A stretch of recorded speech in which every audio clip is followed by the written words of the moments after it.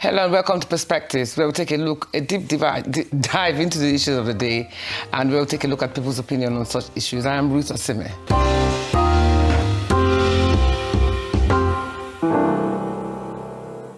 Nigeria must now confront a question that goes to the heart of its sovereignty. Who truly holds power in the places where fear reigns, the government or the bandits? Kidnapping has become an industry, a parallel economy sustained by weak enforcement, organized criminal networks, and desperate families forced to negotiate for the lives of their loved ones. The scale of this crisis is staggering. The National Bureau of Statistics estimates that between May 2023 and April 2024 alone, Nigerians paid roughly 2.23 trillion in ransoms. Security research organization SBM Intelligence also reported that between July 2024 and June 2025, at least 4,722 people were kidnapped in 997 recorded incidents. During that period, kidnappers demanded about 48 billion and received an estimated 2.57 billion in ransom payments. Behind those numbers are shattered families, traumatized communities, disrupted businesses, and a nation gradually becoming accustomed to the unacceptable. The cruelty is no longer hidden. Bandits now publicize their atrocities, flogging abducted children until welts cover their bodies, torturing captives, tying children to rocks, and even beheading a teacher, all captured and circulated for the world to see. They abduct, negotiate, collect ransom, and too often walk away without consequence. We have heard the assurances. We have seen the delegations. We have been told operations are ongoing. Yet, Nigerians are still counting losses, raising ransom money, burying victims, and walking up to headlines that read like yesterday's news. And the question becomes, how long before fear itself becomes the country's most reliable system of governance? We're heading for a short break, but stay with us because in a brief moment, we shall get to meet my guests on the show today. Christian Joe, who's yet to arrive, Cheta, Nwanze, and Peter Akah. Perspectives will return in just a moment.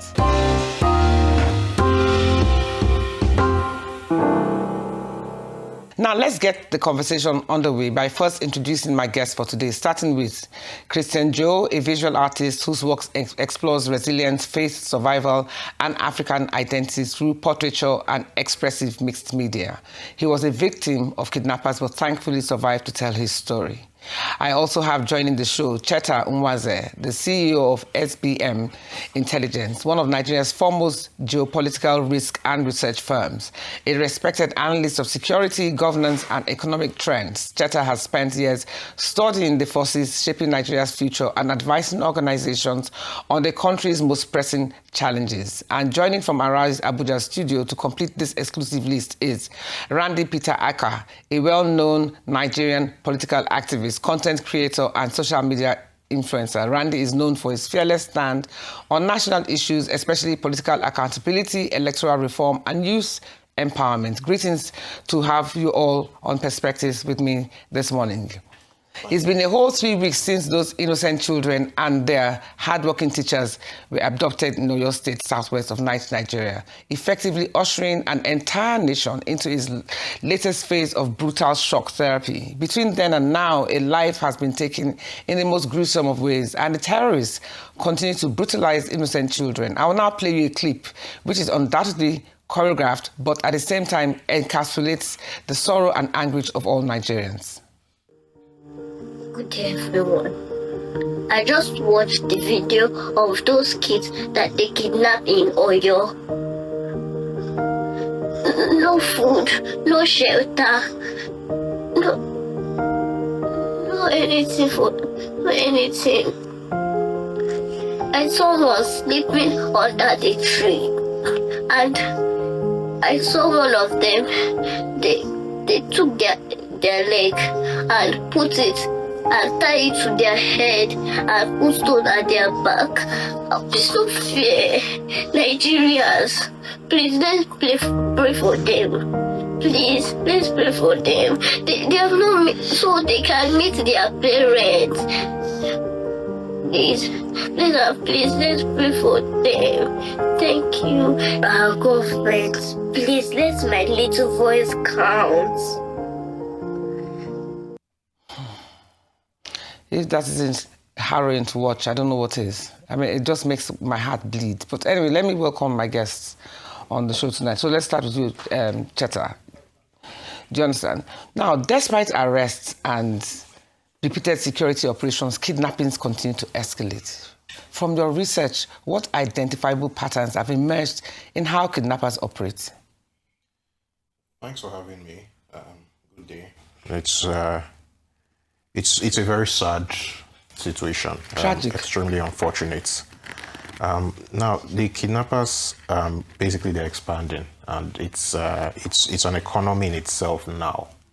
I would say that based on the numbers that we've seen, so for example, last year we had roughly 2.5 billion naira paid out, and this is what we could track.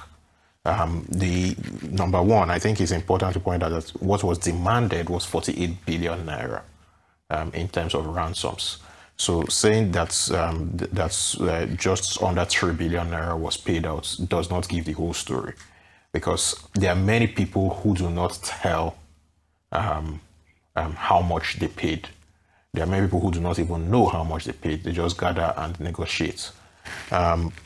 So given those numbers, you would say, we could easily say that the kidnapping industry is probably the second highest employer of labor in the informal economy in Nigeria now. And that's a very scary prospect, because there's no kidnap in the kind of operations that happen now. There's nothing that can happen without a value chain participation of a lot of people.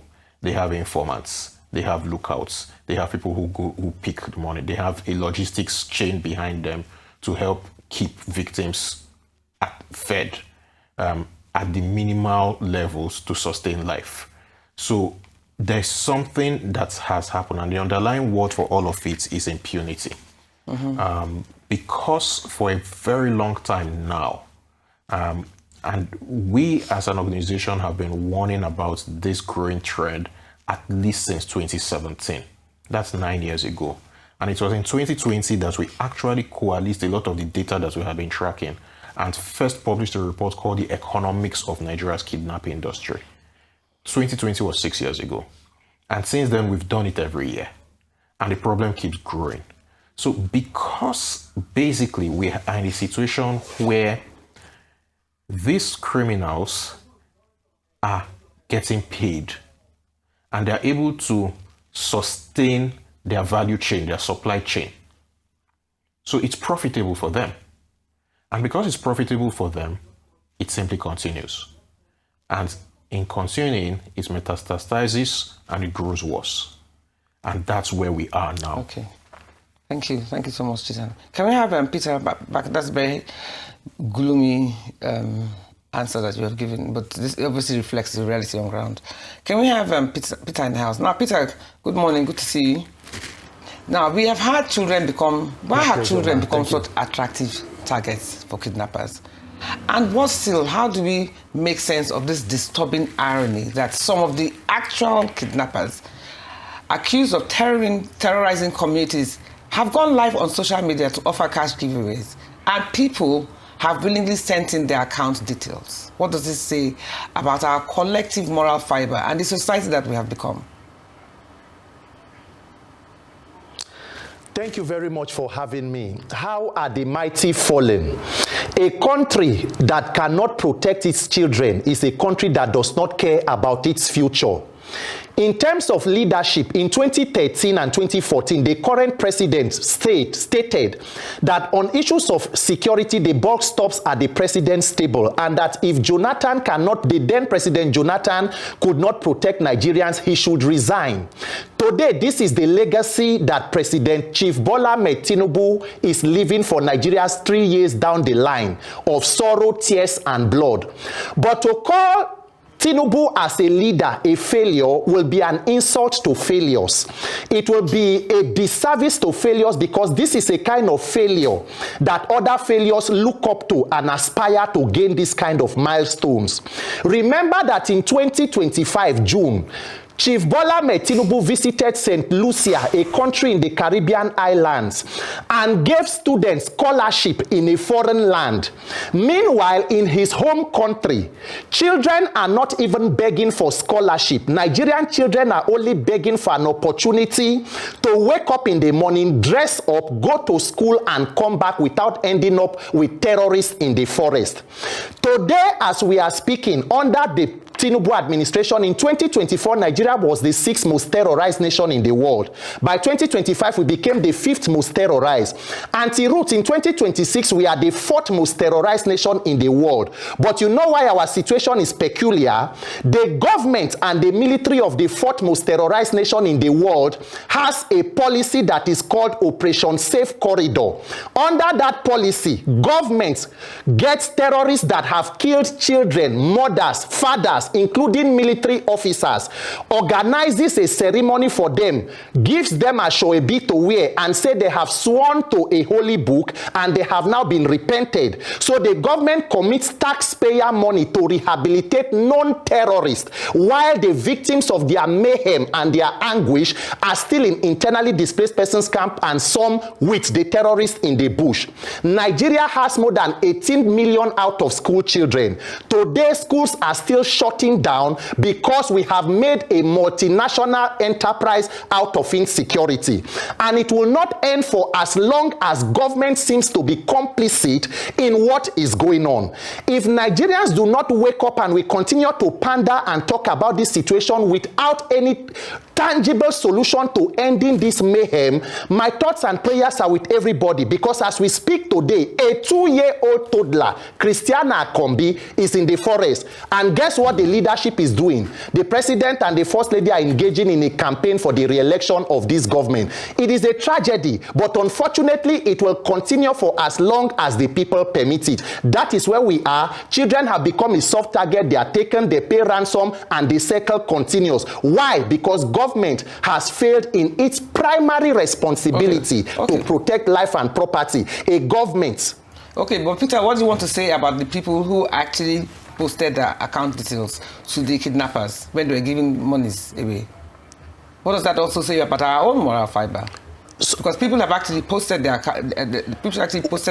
account details, and the bandits gave them monies. So what does that even say? What does that say about us as a people? What are we supposed to do as a people when the government agencies that should be tracking criminals and terrorists are rather too busy going after critics of government? Anti-root, terrorists in Nigeria have accounts, they make calls, they have medical supplies, and somehow the intelligence. So when you build a system of criminality, when you nurture criminality, criminality will develop and it will fester. That is why terrorists can come live on TikTok. But there are certain conversations we may have even on this news channel. Your safety may not be guaranteed because maybe the people may see and think that you have become a threat to national security. How on earth are terrorists able to operate before the glaring eyes of the entire nation? And we have an intelligence unit in the military, we have a DSS, but somehow cannot track them. So are we going to leave the terrorists and then come after Nigerians who are engaging with them? What are the authorities doing with the information that they have? What are they doing with the persons that have been caught? We are rehabilitating them. They are repented. The people who may not have opportunities to repent are people like the teacher, Mr. Oyedokun, who has been beheaded on live television. Meanwhile, the people who beheaded him may come out tomorrow and just repent. Okay, thank you very much, Peter. Let's get back to Cheta. The kidnappers are demanding 1 billion. The Oyo State House of Assembly member just said that they reportedly demanded 1 billion and also insisted that their Sharia laws must be implemented into their system as a condition for the victims' release. So what has emboldened these groups to operate with such brazenness? And what does it really reveal about the changing nature of insecurity in this country? So, to answer the question about what has emboldened them, again, like I said in my first response, impunity, and like Peter mentioned in his response. Basically, when you have a situation where it is clear or it has been clear for a very long time that it was a rewarding venture, people will get kidnapped and someone somewhere would arrange a ransom. And then you talk about the whole repentant criminals thing. So essentially, it's the incentives. We have created a society where the incentives are perverse. Again, coming down back to your question on people sending their account details to kidnappers in order to get some of the loot. That's the classic thing there you are saying is the response to perverse incentives. Our society, very unfortunately, society where that rewards just having it. It doesn't matter how you got it. And until that changes, we need, it's a whole society thing, it's structural. We need an entire societal awakening about what is right and what is wrong.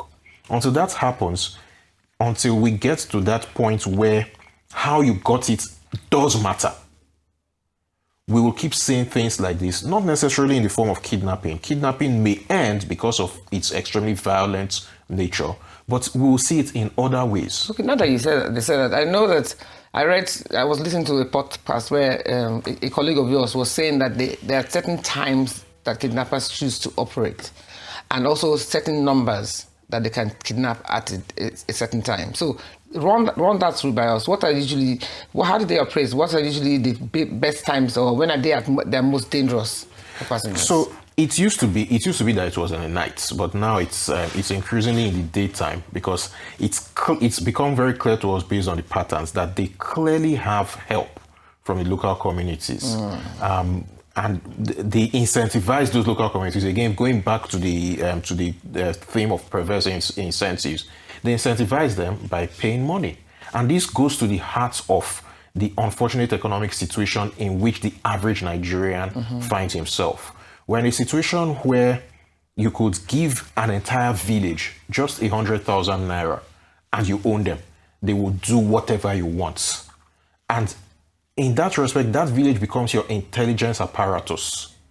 So, yeah, but some of them they're kidnapped on the roads. They're not necessarily kidnapped in the villages. Yes, but again, I talked about the supply chain logistics that the kidnappers need to keep the victims fed, to keep the victims in place. Okay, so the village supplies them the food whilst they're in captivity. They have to get the food from somewhere. We are yet to see one report of gangs of people carrying foodstuff across borders. So which means that the foodstuff is coming from somewhere relatively close. So, and food is just an example. So there's this movie that came out last year, The Herd, on Netflix. It was very well researched. And credit to them, they cited one of our reports. It was very well researched in terms of the way an entire community can actually help in these operations. So, and note one thing. It happened on the highway, in the daytime, in the movie. That's what increasingly happens. The 3 schools that were attacked in Oyo State simultaneously, and I think that's the key word, they were attacked simultaneously during the daytime. Children are not going to be in school at night. They are going to be in school in broad daylight, and these attacks happened simultaneously. I read the account of one of the people who escaped, and she said it was one person who came out first, then others came out. So it means that the kidnappers had advanced intelligence.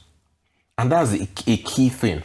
One of the problems of the Nigerian security establishment over the last few years is there's intelligence. They know what is going to happen, but they fail to act on it. The Nigerian security apparatus has been operating in silos for too long.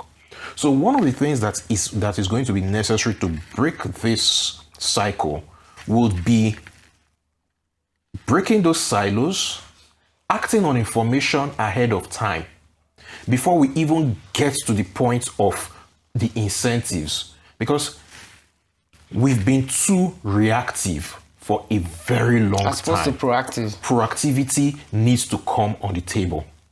Okay. Now, it's good that you mentioned that, because let me have Peter back in the house, please. Peter, you just listened to Cheta's last response about the government need to be more proactive in situations like this rather than reactive, which brings me to my next question. There's a growing perception that when it comes to political dissent or activists, enforcement is swift and coordinated. But when it comes to kidnappers and violent criminals, the response feels slower and less effective. What does this say about state priorities? Because he just said that government needs to be more reactive. They are reactive when it comes to arresting activists. Why doesn't this extend to armed robbers and bandits?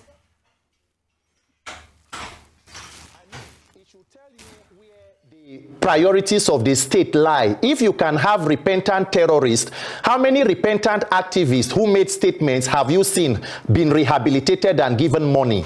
Let me make it clear, that every government is more powerful than whatever criminals or criminal gang that operates around its territory. Whenever you see a government that seems to be helpless in the face of criminality, one thing is sure: such governments are complicit in the criminality. Once you are able as a government to detach yourself from the criminal network and you go forcefully against the criminals, you will not only crush them, you will protect your people. Nigeria is going around in a circle because we are yet to figure out the political wing of terrorism and insecurity. If we fail to end that political wing, the one in the bush will only continue to fester. I have stated it maybe even on this program, on this network. A governor who is an APC governor in Kebbi State came out in the open and made a statement. He said before there was an attack on the government girls secondary school in Maga in Kebbi State, we had intelligence. We deployed law enforcement, including military. They reported to the school. They took pictures with the students and the teachers and were there. Few hours before the attack, somebody gave an order for them to be withdrawn. They left and people came in and took children and killed the vice principal. The governor is asking the commander-in-chief who ordered troops out of that school. Till date, nobody has been able to answer. And then we go ahead and we say that the children were discovered. Ransom was paid. People have benefited. So when you continue to pamper terrorists, a country that is more concerned about taking care of repentant terrorists than protecting its own children. So under this administration, people who are supposed to be leaders of tomorrow are in the forest with terrorists, while the leaders themselves are feasting and preparing for the election. So you will continue to see these shenanigans because we have built a system that rewards criminality and corruption, where integrity and staying by the rule of law may become more problematic for you. People are in DSS detention today for making a tweet about government. Somebody was detained, Justice Crack, he's still in court today for saying military officers should be fed properly. So when our intelligence is only able to go against people who are voices of dissent against government, while government on the other hand, anti-root, a popular Islamic cleric, Mr. Sheikh Gumi, said on national TV, he said government knows where the terrorists are. They know their location, they know them by name. Has anybody invited Mr. Sheikh Gumi for questioning? What answers have been gotten? So what are we saying? Who is deceiving who? Until we end this circle and stop pretending to be asleep, we are all in trouble. Thank you so much. Now, Cheta, as discouraging as it sounds, do you understand? What are the three most realistic interventions Nigerians can implement within the next 12 months to reduce kidnappings in a measurable way? So the quickest one is to change the paradigm. The intelligence needs to be acted upon.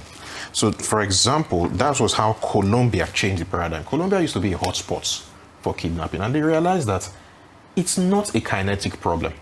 It's an intelligence problem. If you have the intelligence ahead of time, you act on it. I would give an example that is not a kidnapping incident. Yelewata. It became very clear eventually that for a full month before the Yelewata massacre, that the DSS had the information and passed it on, but it was not acted on.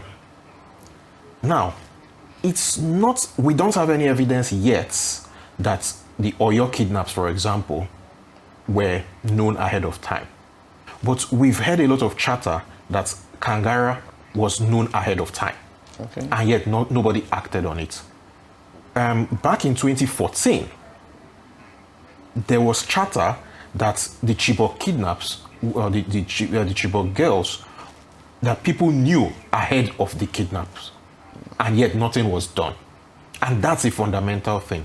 So there needs to be an urgent shift from reactivity to proactivity, especially because of the reputational damage that this does to Nigeria and Nigeria's economy. I don't think people are understanding. So the president and the government are going on a lot of roadshows trying to get foreign investments into the country. But each time there's one mass kidnap in Nigeria, because mass kidnaps, especially of children, always have a way of making the news. And at SBM, we define a mass kidnap as an incident where 5 or more people are taken. They become more common. Back in 2023-24, there were about 23% of all kidnapping incidents. As of last year, it has risen to 32. So it means it's becoming more common. And it's becoming more common because it's becoming more profitable. Okay. So that's the first and most immediate thing that we can do, proactivity. But the second and prime is not as immediate, but it's probably more vital than proactivity, is financial flows. These guys are using the banking system. Okay, we're going on the break now, so we'll continue with that. But I need to know how you're going to explain. It's not just enough saying they should be proactive. What are the steps that you take in practicing this proactivity? Okay. So we're going on the break right now. I'll see you right back. Grab a cup of tea, I've always say. I'll see you soon on Perspective.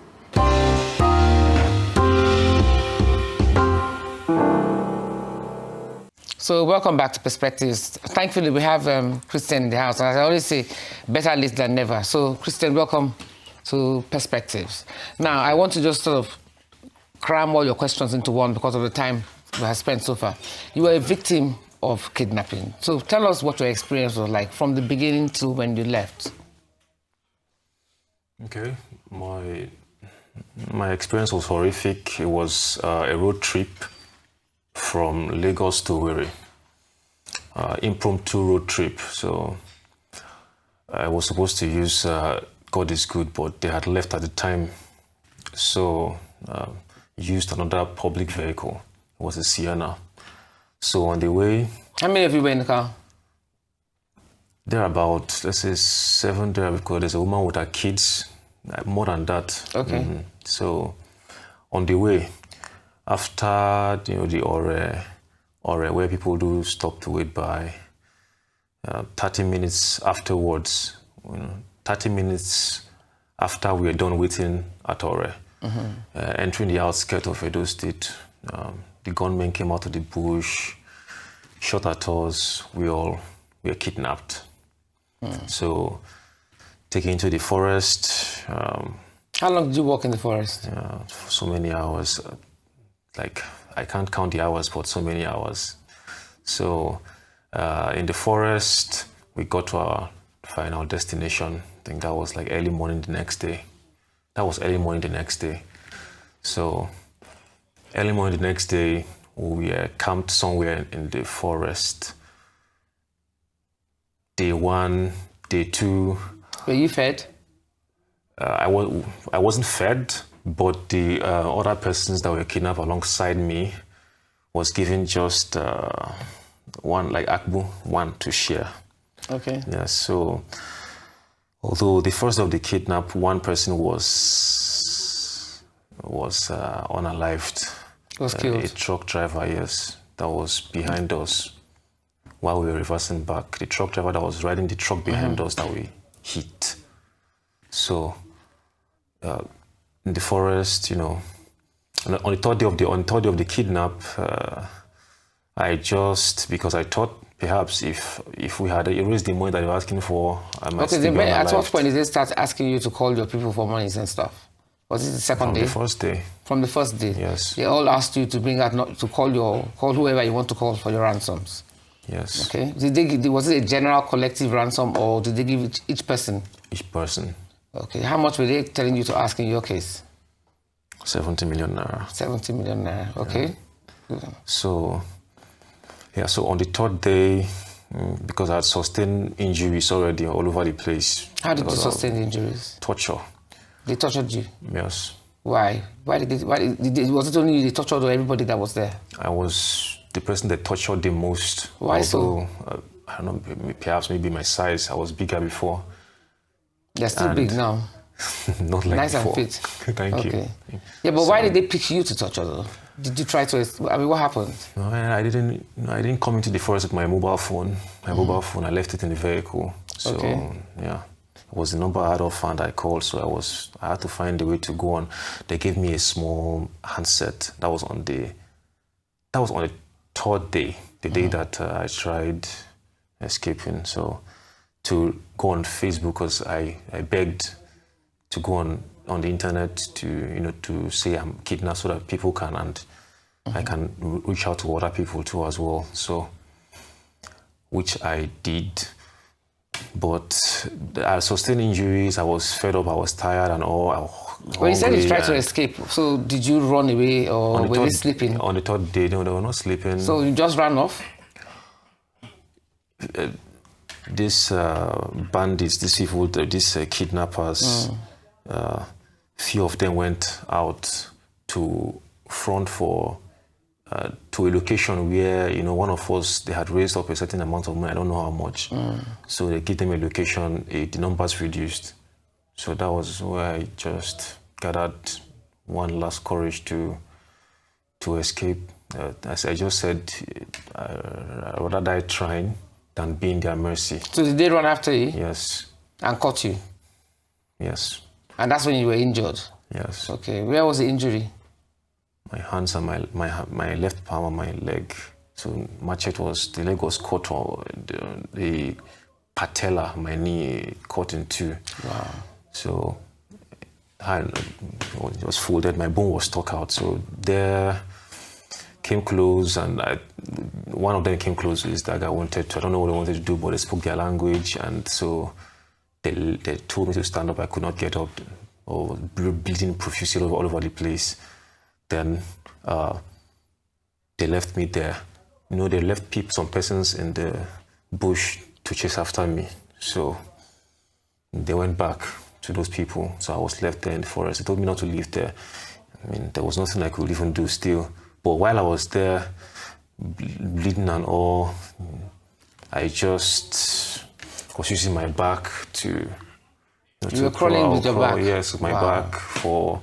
few seconds, I'll do it, some seconds I will rest, I'll continue again, I'll rest, just like that until later that night, not midnight.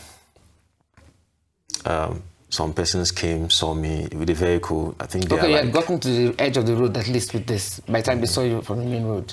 The place is like a track road in the forest. Where I took myself to was a track road in the forest. Okay. Like it looked like a road that vehicle passed, but a track road. So I was just using my back to go. At a point, I could not move anymore. I was thirsty. I was sleepy. I started counting the stars. So when this truck came with the flashlight, some persons came out armed. I thought that maybe they had come to complete the board. They were asking who am I until it came close. They took me to a nearby hospital, and that was how I started my first operation. Yeah. Now, I know this is very painful for you to experience, for you to share with us, and I truly appreciate the fact that you've made the effort, and I can imagine how it must be for you emotionally. But I'm glad that you're sharing the story, so that other people who have gone through this experience will know that they're not alone. So how has that affected you as a person since you got back? What are the things that's worry you now that didn't used to worry you before? How has it changed your personality? I'm going to say I'll give God the glory, because during the period I spent about 4 months thereabout at the hospital. Then I could not move, just at the spot. So it was excruciating pain for months. At the point I was hallucinating. I'm always dreaming and stuff. Then later on, the hallucinations spiked up, or due to people around me, good people that were morally supporting me and all of that. So then I left the hospital the 4th month. I was receiving treatment at home for like straight 7. It was in total like 7 months thereabout, until I held the crutches for the first time. to start moving with 2 crutches gradually. So that period was a period of just depression. I can imagine. Yeah, but I know I've healed from that, even though sometimes I try to fight. I always do things to keep me positive and all of that. But what it did was just, it made me appreciate the little things of life. So not as bothered and worried like I used to be before. Little things of life, although it has taken me back in terms of now I can do with my hands. I can walk with my hand, not my leg like that for now, because I can see this car. Yeah, the leg needs another procedure to enable bending and running and stuff like that, which I'm not ready for now. So I just do what I can do. If you had to advise the government on how to handle the after effects of kidnappers when they're released, how to integrate them back into the system, what do you think the government should do, put in place, where people like you can visit and gradually get better? If you had to advise the government, what would you say to them?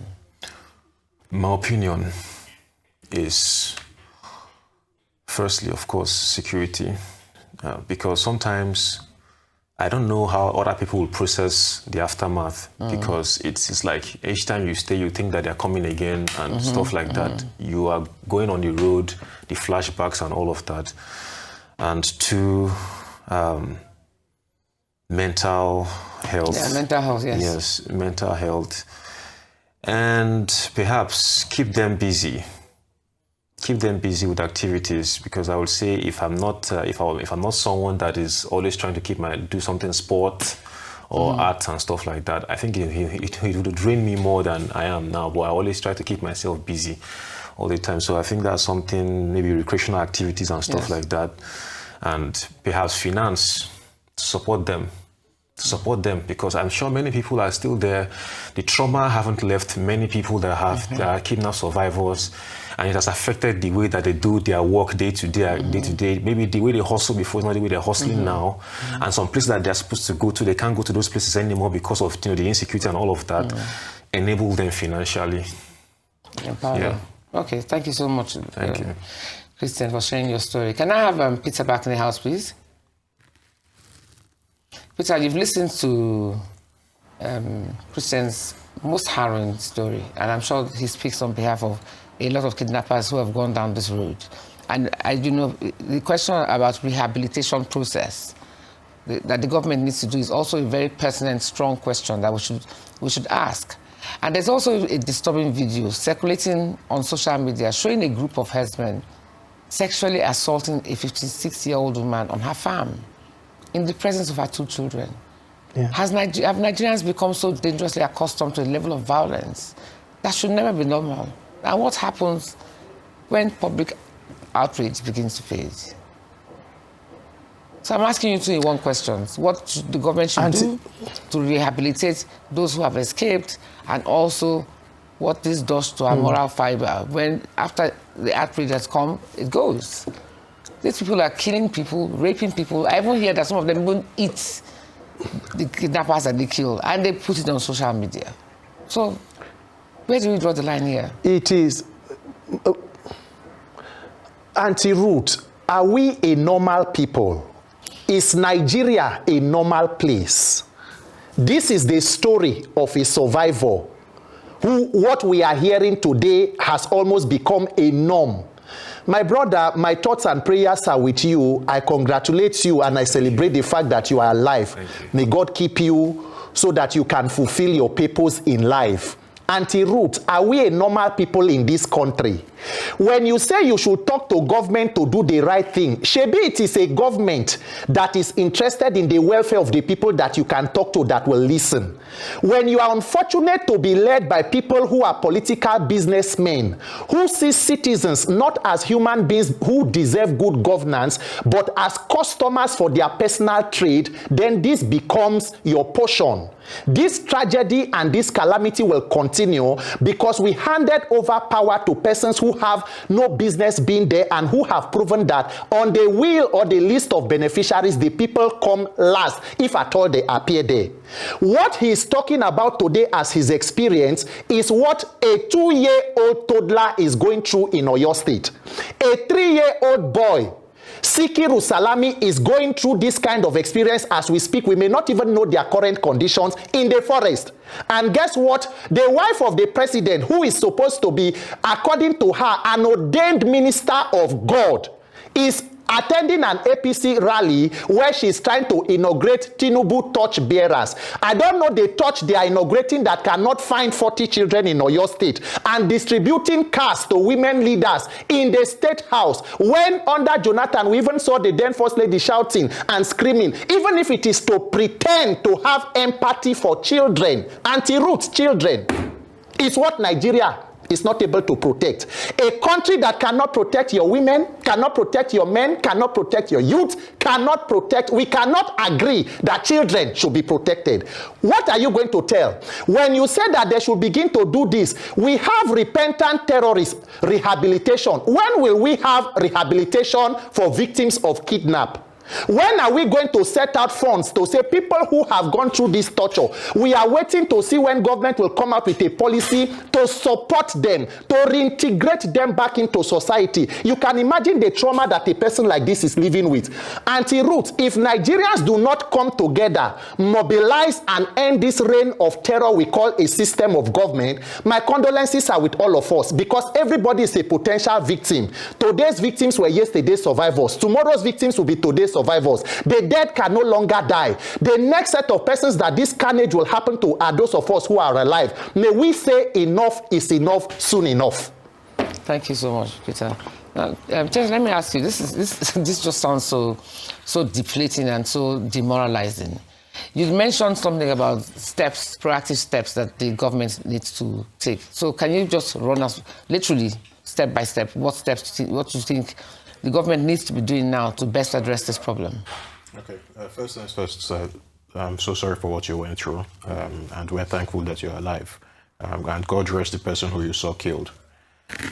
So in Colombia, for example, and I think Colombia and Mexico are two countries that we need to look at. They have similar environments to Nigeria in terms of climate zones, and roughly similar trajectories. Now, in Colombia, they have established what they called Gaula. Basically, it was a unit that was dedicated to this. It wasn't a case of bringing the army in. Again, I said earlier, we have a habit of trying to treat everything like it's a kinetic problem. No. So, you need forensic analysts. You need investigators. You need financial analysts. And most importantly, you need punishment, not rehabilitation. Punishment first before rehabilitation, because if you remove that punishment from the equation, then what incentive are you giving people not to do it? Mm-hmm.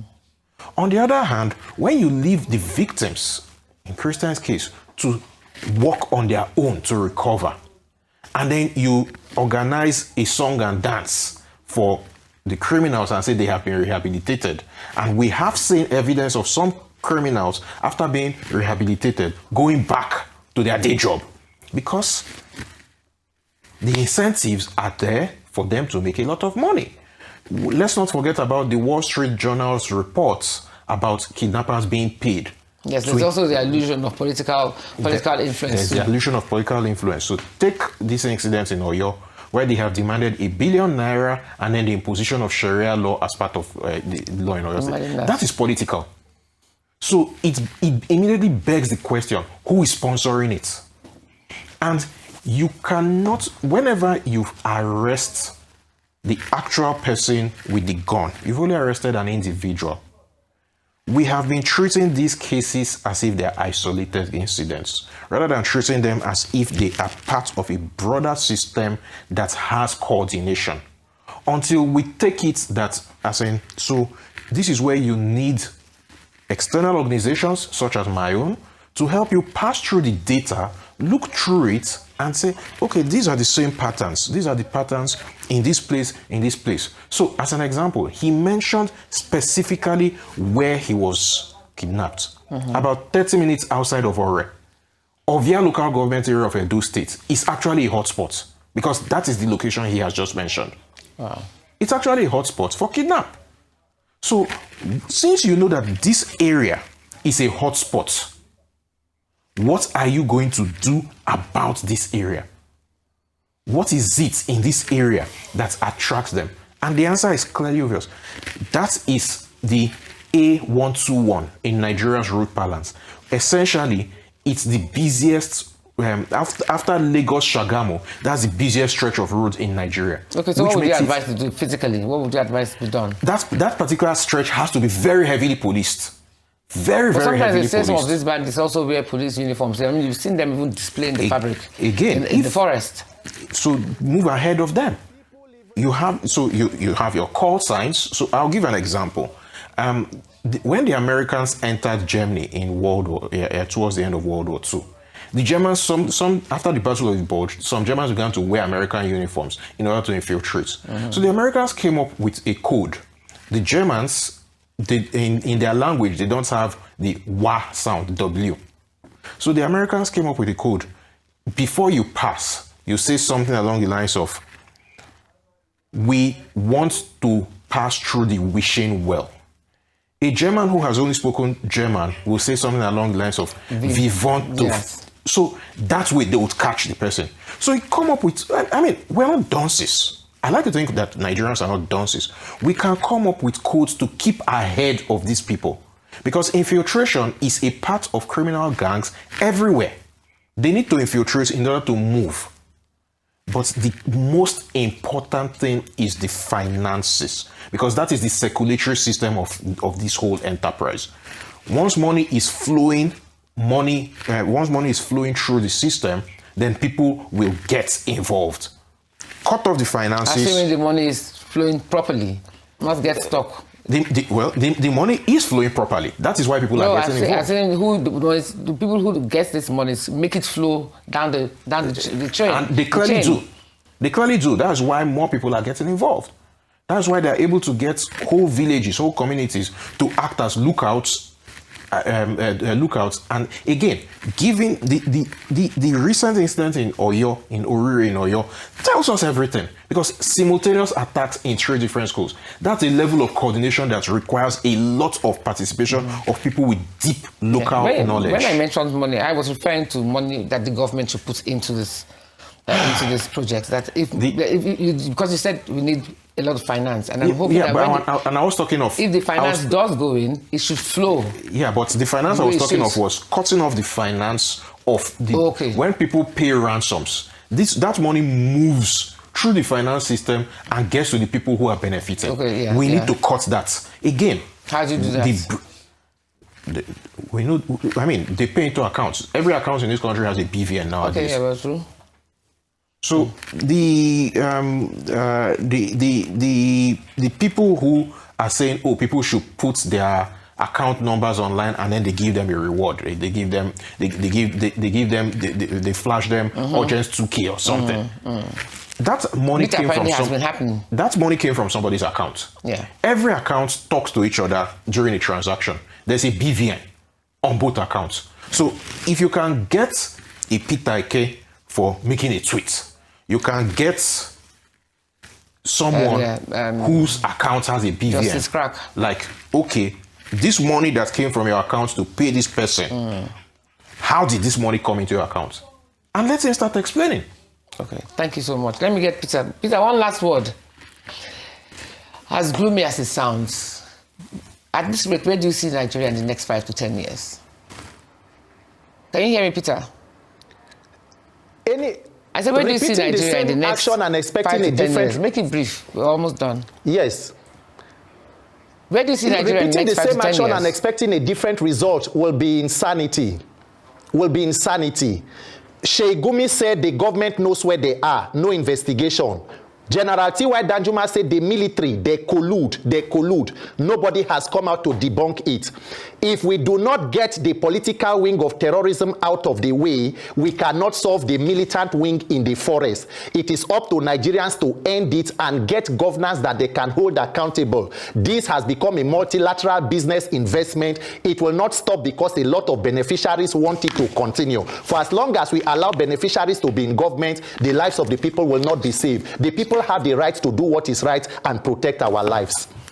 Thank you so much, Peter. Thank you so much, Peter Akah, for your wonderful input as always. Thank you so much, Christian, for sharing your harrowing experience with us. And thank you, Cheta and Nwanze, for your deep analysis of this issue that is pervading our country at the moment. So what we've heard today is not just testimony or analysis. It's a country showing the strain of emotional and institutional exhaustion. As Nigeria looks towards the future, the challenge is no longer simply how to rescue victims, but how to dismantle the criminal ecosystem that has made kidnapping one of the country's most profitable industries. If government cannot protect us and our children, who can? That's all we have time for today. You've been watching Perspectives on Arise News with me, Ruth Osimo. Until same time next week, do endeavor to stay safe and have a great week. Goodbye.